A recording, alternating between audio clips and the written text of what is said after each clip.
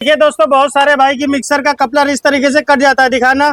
और आप बिना मिस्त्री के यहाँ ले जाए घर पे इस कपलर को चेंज कर सकते हो। ये देखिए कपलर है, आपको एक पेचकस लेना है इस तरीके का, कपलर में यहाँ पर लगाना है और इस तरीके से कपलर को उठाना। ये देखो कपलर हमारा निकल गया। अब नया कपलर लेना है इस तरीके का और मिक्सर के ऊपर रखना है इस तरीके से। उसके बाद में प्लास लेना है और उससे ठोक देना है आपको इस तरीके से। देखिए किसी भी चीज़ से आप इसे ठोक के इस तरीके से सिर्फ 2 मिनट में घर पे बैठे कपलर लगा सकते हो और अपने 50-60 रुपये बचा सकते हो।